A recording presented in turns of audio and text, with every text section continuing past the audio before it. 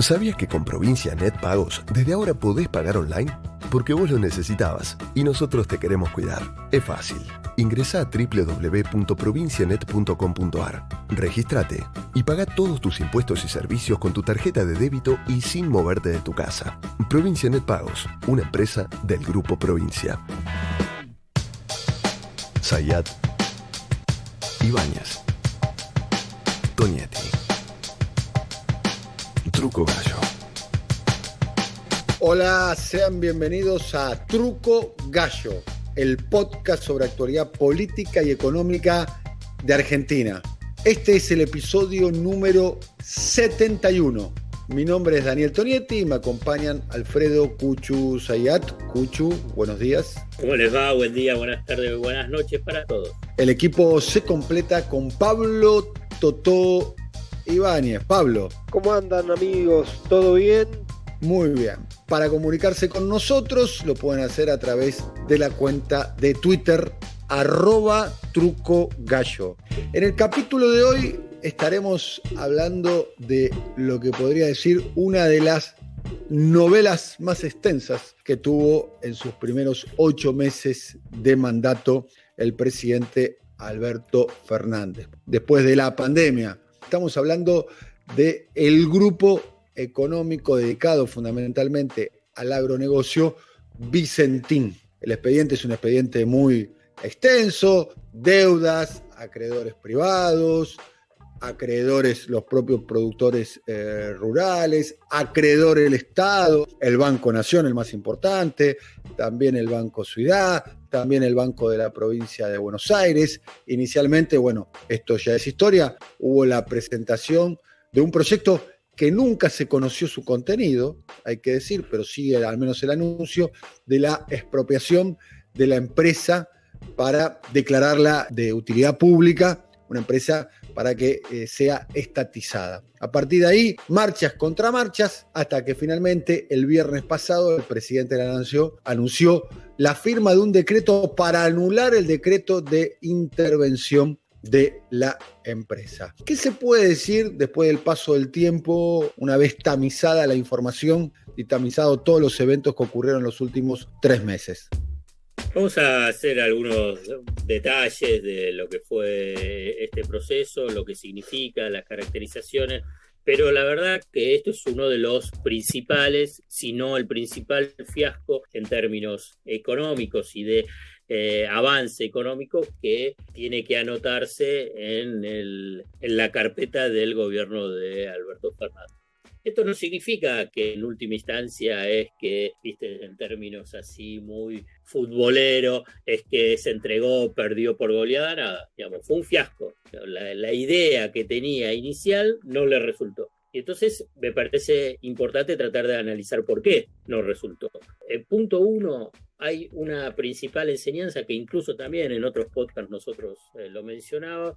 Una medida, un proyecto de esta magnitud tiene que tener, previo a ser lanzado, una estrategia para poder sostenerla. O sea, tener una alianza política, económica y social que le dé sustento y no salir rumbo a la boca del león sin ningún tipo de protección. La boca del león es la oposición y las corporaciones mediáticas, que encontraron una bandera extraordinaria para precisamente enfrentarse al gobierno. Ya ni importaba Vicentín, era una cuestión de desgastar al gobierno, de hacerlo retroceder al gobierno, poder tener aire a nivel discursivo y a nivel político. Entonces la primera enseñanza, y vuelvo a repetirlo, que una medida, una iniciativa de esta magnitud, que es ingresar en el corazón del poder económico en Argentina, donde se generan las mayores rentabilidades, o sea, las mayores ganancias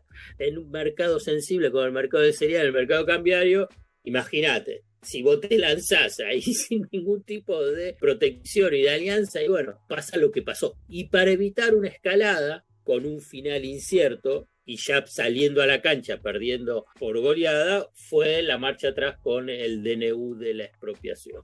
Eso no significa, y esto al final lo voy a dejar, es que se haya archivado el objetivo del gobierno de tener un pie en los mercados estratégicos de cereales y del mercado de cambio. Pero esto te lo dejo para después. Yo quiero simplemente dar 3 puntos para entender qué significa el poder, porque en última instancia acá lo que Vicentín refleja es cómo se mueve el poder y dónde está el verdadero poder. Viste que muchos dicen, bueno, cuando tenés la lapicera del presidente, tenés el poder. Y bueno, la verdad que es bastante relativo ese poder político, porque del otro lado está lo que se conoce muy fácilmente, los poderes fácticos. Las familias Nardelli, Vicentín y Padoan, yo voy a hacer un paralelismo. Es el prototipo del comportamiento del macrismo. Es impactante, es impactante. Fíjense que hice un detalle porque a medida que fue avanzando este conflicto, se repite el mismo concepto, el mismo comportamiento del macrismo y específicamente Mauricio Macri. Frente a desastres que provocan, la culpa es del otro. Tiene negocios oscuros con el Estado, no paga las deudas, espera el rescate del Estado, quedándose con los activos. Relaciones espurias con los sectores del Poder Judicial. Ahí tenemos a un juez de primera instancia en lo comercial de un pueblo perdido de Santa Fe que va por encima de un DNU con fuerza de ley. Se victimizan, porque además sacaron un comunicado después de la marcha atrás del DNU, se victimiza diciendo que los persigue, son perseguidos políticos. Tienen una impunidad social impactante de participar en marchas en defensa de Vicentín cuando tienen sospechas de ser estafadores y de fraude financiero. Gustavo Nardelli violó la cuarentena 2 veces en su yate por el río Paraná. Y en última instancia también viola la propiedad privada. ¿Por qué? Y porque viola la propiedad privada de los bancos, de los trabajadores, de los productores. Y tiene una cobertura mediática extraordinaria. La verdad que haces todo ese recorrido, sacás Nardelli, Vicentín Padoan y pones el grupo Macri, el macrismo es lo mismo. Para mí es impactante, pero en última instancia, más allá de los nombres, lo que refleja es así funciona el poder económico en Argentina. A ver, gran parte del poder económico en Argentina. ¿Dónde quería desembarcar el gobierno a través de Vicentín? En un mercado, y esto lo voy a reiterar, donde en un mercado clave, estratégico, que sus principales actores, o sea, grandes empresas nacionales y fundamentalmente multinacionales, subfacturan exportaciones, retienen cosechas, venden una parte de la producción en negro, presionan por devaluaciones con el manejo de la liquidación de dólares, hacen triangulación de operaciones con firmas offshore para eludir el pago de impuestos y fijar precios internos que perjudican a productores y a consumidores. Esto lo he detallado también en otro podcast, pero yo estoy obsesionado en repetirlo, porque la verdad es, digamos, si uno quiere mostrar, digamos, por qué no funciona, vamos a ponerlo entre comillas, el capitalismo en Argentina, bueno, acá tenés el ejemplo más claro. Cuando vos tenés uno de los sectores más importantes para la actividad económica de la Argentina, que es el mercado cerealero. El sábado, Raúl de la Torre, que es el periodista que mejor llevó y lleva todo el tema Vicentín desde que se lanzó, digamos, con detalles, información, análisis, publicó en página 12, "No toquen la propiedad robada". Me parecía extraordinario el título y solamente quiero compartir con ustedes el tema de qué es ese mercado. Es un mercado estratégico y clave donde 10 empresas cerealeras concentran el 91% de las exportaciones de grano, legumbre, harina y aceite vegetal del país. De esas 10 empresas, 6 son extranjeras y reúnen el 63% del volumen exportado. Y las 4 de origen nacional. Obviamente una de ellas es Vicentín. Y controlan un comercio que representa ese comercio grande. Y este es otro de los datos clave. El 45% de las divisas que ingresan al país por exportaciones, según las estadísticas del 2019. ¿Qué es lo que describe esto? El impactante poder que tienen las grandes cerealeras y por consiguiente quienes participan en ese mercado de cereales, no solamente esas empresas cerealeras. Bueno, y para cerrar, yo al comienzo les mencioné, para mí fue un fiasco, digamos, lo que pasó con Vicentín. Claramente Alberto Fernández perdió esa batalla inicial, pero habrá que ver cómo sigue la disputa. ¿Por qué? Porque desde el Ministerio de Desarrollo Productivo y también desde la Casa Rosada dicen nosotros ahora vamos a poner un pie en ese mercado a través de YPF Agro. YPF Agro no va a tener inicialmente esos activos de Vicentín, pero vamos a empezar a fortalecerla. ¿Para qué? Para que sea una empresa testigo vinculado con la planificación estratégica de los mercados de cereales y mercado cambiario. Vamos a ver si ese YPF Agro puede fortalecerse y si avanza, en última instancia, Vicentina habrá sido una mala jugada, pero en última instancia, en la batalla final, si YPF Agro logra tener densidad y capacidad de influencia, de control y de empresa testigo, va a ser el triunfo final en relación a la decisión estratégica del gobierno de Alberto Fernández de poner un pie en ese mercado tan clave para el desarrollo económico del país. Desde el punto de vista político, ¿cómo se vivió en el gobierno lo que fue interpretado por algunos como una marcha o una vuelta atrás? Es que lo fue, claramente. Yo comparto el diagnóstico de Alfredo. Vamos a hacer una especie de extrañamiento en respecto a si uno considera que era pertinente o no el mecanismo de la expropiación y la cuestión jurídica de que si quería intervenir, la única herramienta que existía era la expropiación. Al margen de eso, el gobierno, particularmente Alberto Fernández, que se atribuye a haber sido el promotor y el gestor de una medida, cometió un error a la hora de evaluar la dimensión de lo que estaba enfrente.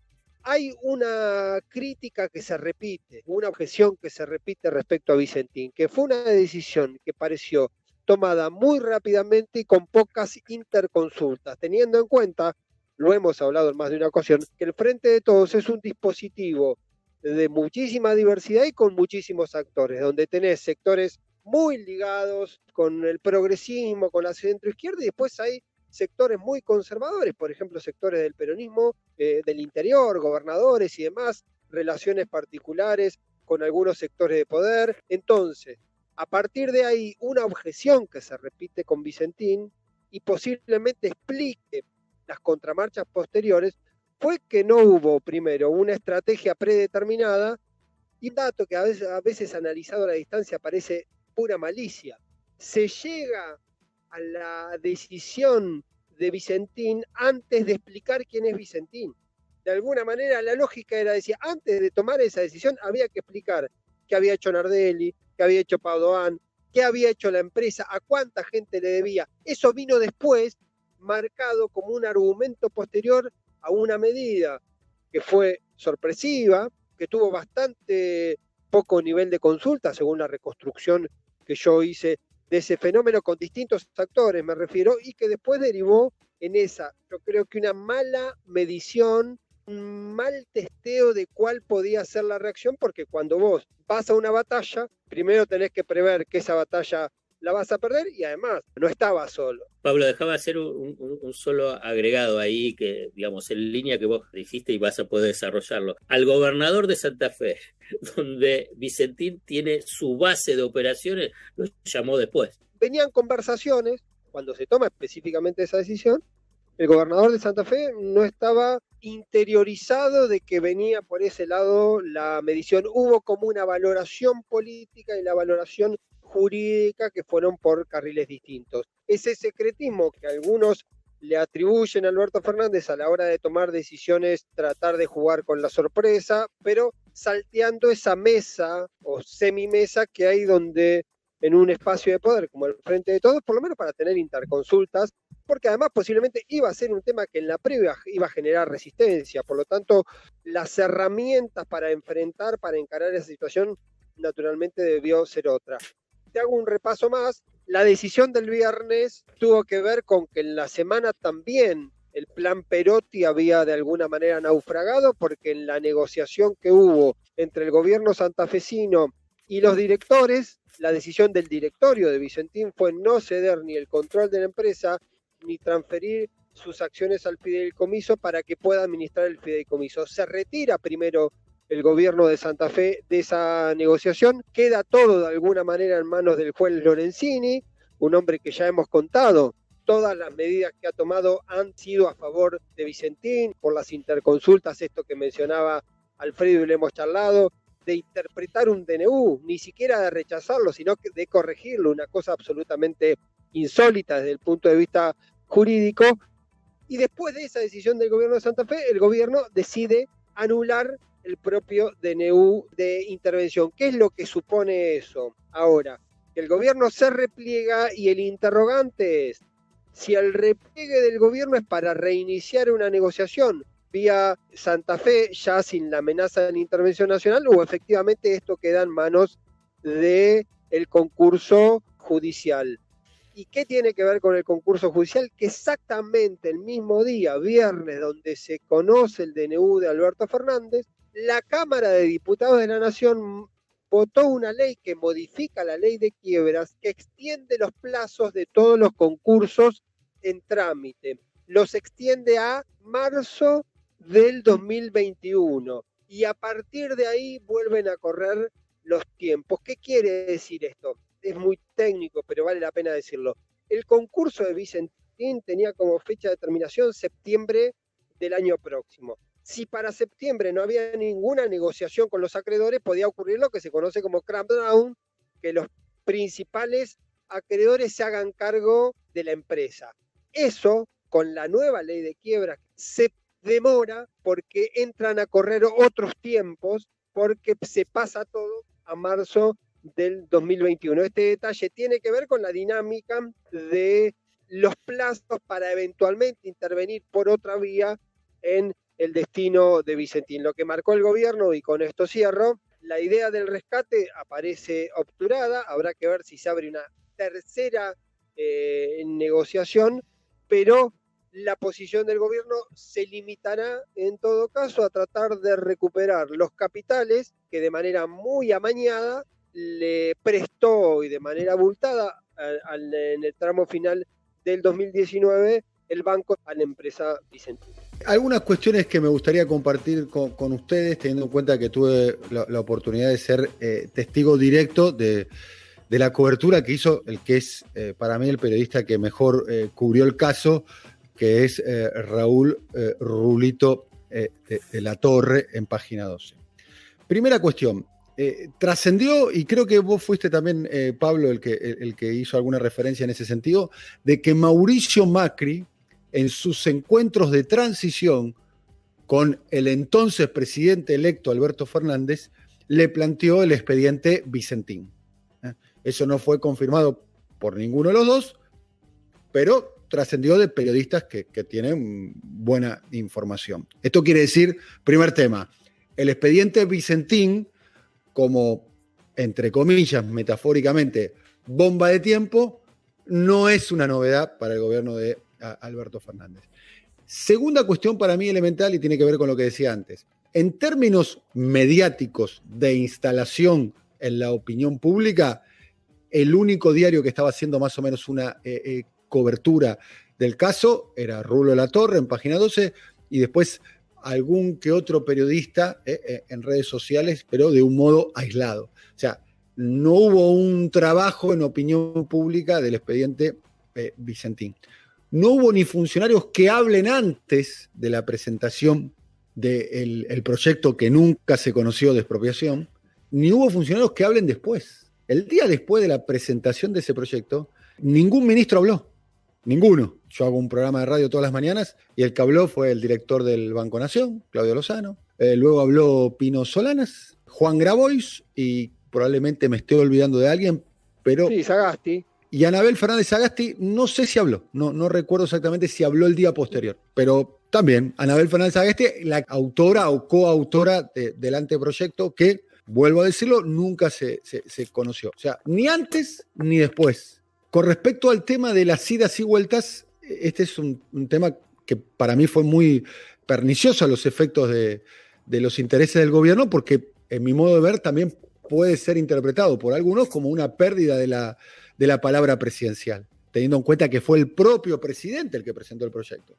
No fue su ministro o no fue un integrante del bloque oficialista en alguno de las cámaras. fue el propio presidente como una decisión que él tomaba. Y con respecto a la salida que se está buscando o a lo que se presenta como una salida, que es YPF Agro, las dudas, por lo menos yo no soy un especialista en el tema, pero hablé con personas que, de hecho, ya paso, tienen una política gremial en Santa Fe, ligados a las cooperativas y a la Federación Agraria, y el temor que se puede presentar en esto es que sea un nuevo NARSA, ¿no? Que también era el instrumento que en los primeros años del gobierno kirchnerista, cuando Alberto Fernández era jefe de gabinete y Néstor Kirchner era presidente, para intervenir también en un mercado tan sensible como ni más ni menos que el mercado de la energía y en particular el petróleo. Recordemos, eran los años donde YPF no era YPF, sino se llamaba Repsol, y estaba controlada absolutamente por una empresa extranjera, y era la empresa número uno, como lo sigue siendo ahora, de provisión de petróleo y derivados de la Argentina, y se formó NARSA, que fue algo que terminó de funcionar y no terminó de funcionar, terminó siendo una herramienta ineficaz. Cuestiones que me plantean a mí personas que conocen de cerca el mundo del agronegocio, de la producción agraria en la provincia. Que también me dan otro dato, que es, uno interpreta a la distancia, que puede ser fundamental. Dicho sea de paso, va a tener una relación directa con el próximo capítulo que vamos a hacer, que es que hay 14 puertos sobre el río Paraná, en la provincia de Santa Fe, y algunos de esos puertos los controla la empresa Vicentín. De hecho, el más importante lo controla la empresa Vicentín. Y muchos apuntan a eso, al control del puerto, que ahí está si el objetivo es, con YPF Agro, hacer una empresa testigo, que a mi modo de ver las cosas y al modo de ver de los especialistas era casi el principal temor, como bien lo explicó Alfredo, el principal temor, entre comillas, del resto de los jugadores del negocio de la agroexportación. La clave está en el control de los puertos. Y el control de los puertos es una concesión federal. Ahí se va a ver entonces, según me plantean a mí, insisto, especialistas, cuál es la profundidad de la voluntad del gobierno de realmente armar una empresa testigo en un negocio que es ni más ni menos que la fábrica de dólares de la Argentina. Digamos, la Argentina tiene una restricción externa. La capacidad de proveerse de dólares en gran cantidad es la posibilidad de la exportación de productos agrarios. No sé si querés agregar algo más, Alfredo, a lo que estuve aportando. Simplemente, como todas las herramientas que tiene el Estado, el tema es utilizarlas bien. La herramienta de por sí, YPF Agro, ENARSA, YPF, siempre es si es bien utilizada. La herramienta de por sí no sirve para nada si no tiene decisión política, intensidad de intervención. Bueno, hemos terminado un nuevo episodio apasionante de Truco Gallo. Nos veremos en la próxima. Hasta el próximo capítulo, Cuchu Sayat. Un abrazo para todos, un abrazo grande. Saludo al intendente de la localidad de Gonet, Pablo Totó Ibáñez. Hasta la próxima, alcalde. Saludos, señores, y buena semana para todos. Nos vemos. Coordinación: Marcelo Figueroa. Producción comercial: Pablo López. Realización: Simón Villarrubia. Diseño gráfico: Andrés Roch y Lisandro Aira para brasilcomunicación.com. ¿Ya te aburriste de mirar siempre lo mismo? Los que somos Movistar, tenemos Movistar Play, con los mejores packs de canales y contenidos. Entra en movistar.com.ar/play y registrate gratis. Movistar Play, series, películas y televisión. Promoción válida del 1 del 8 del 2020 al 31 del 8 del 2020. Más información en movistar.com.ar/legales/Movistar Play.